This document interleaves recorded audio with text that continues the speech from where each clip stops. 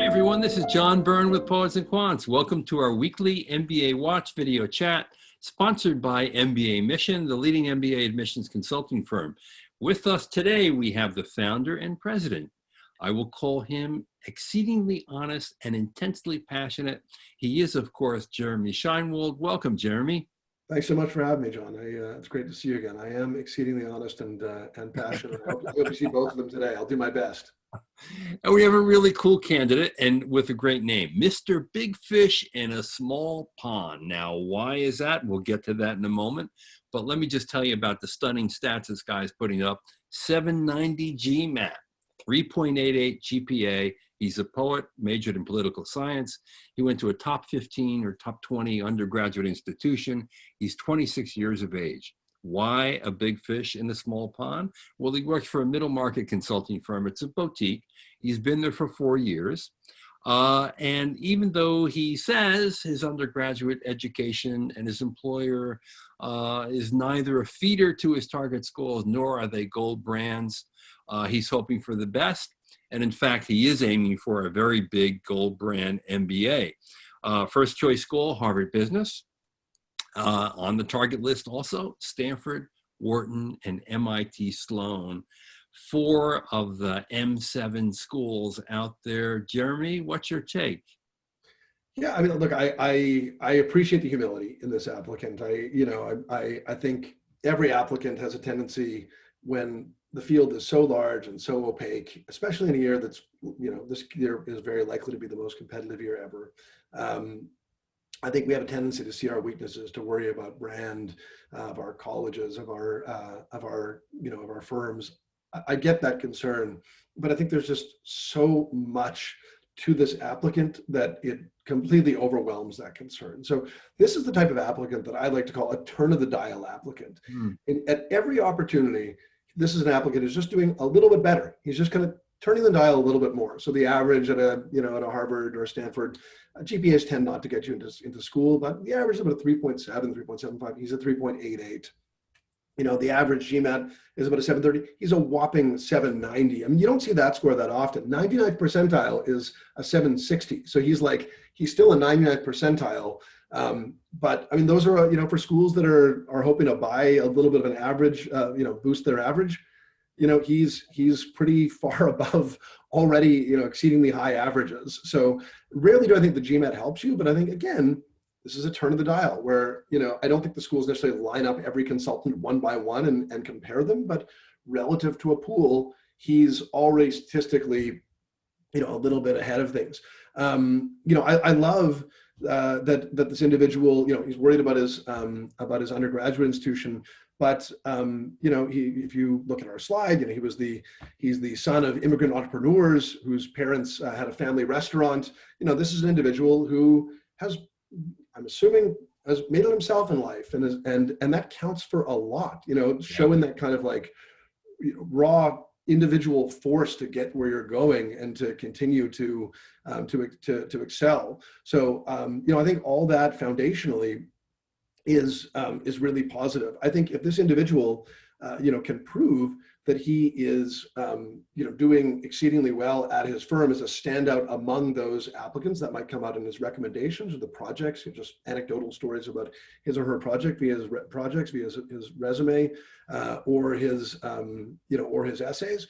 I think, this individual the brand should become less and less relevant. But where I like, again, the turn of the dial is there are a lot of people at the end of the day who at that consulting firm were tired from the travel and went home and napped. This individual went out and created his firm's pro bono initiative. And I think, that's something that among a competitive peer group says, hey, I stand out. This person was out there conducting field research in Southern Africa and doing microfinance in Mexico.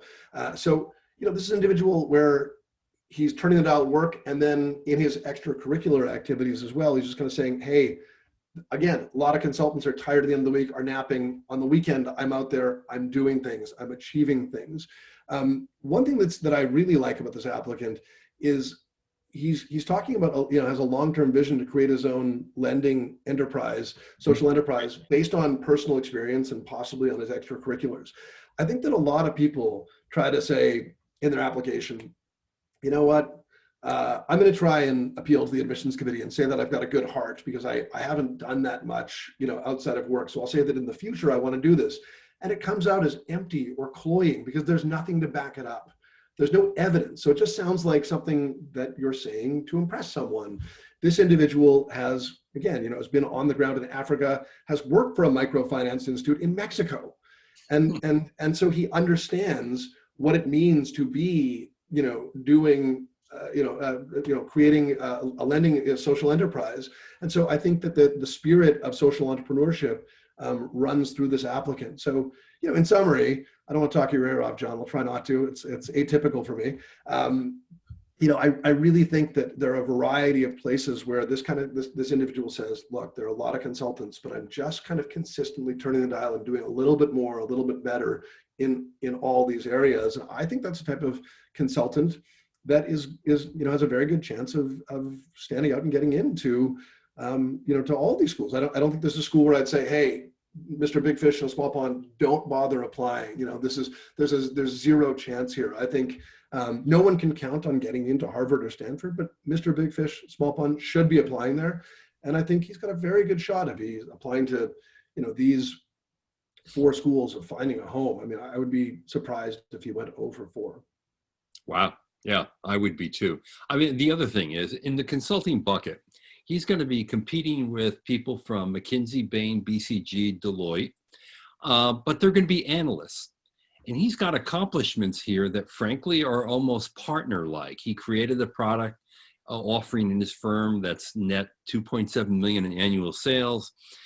He actually sold a project and then led that project, which was worth $10 million with 30 team members. These are the kind of things that partners at McKinsey, Bain, BCG do. So it's a really good way to differentiate yourself if you're working for a second or third tier school employer in the consulting field that may not be as well known as many of the other firms that we know and are feeders to these schools, right? Yeah, and I think one thing that's super important, because his accomplishments are so outsized for someone at his level. I remember the former admissions director at admissions, Dee Leopold, who is also exceedingly honest. She would say, I'm always skeptical of the managing analyst because, obviously saying the analyst who's claiming to be a managing director, because there were no adults on this job. I went out and did everything the director does. So this is where.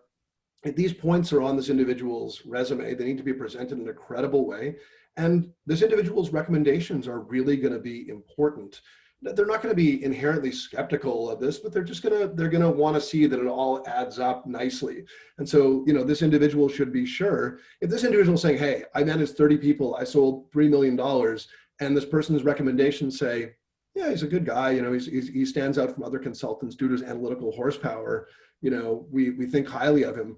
Those two things aren't going to add up. So, you're entitled to talk to your recommenders beforehand. You don't have to tell them, write this, write that, but you can explain to them like, look, these are important things that I think you should mention in your recommendation.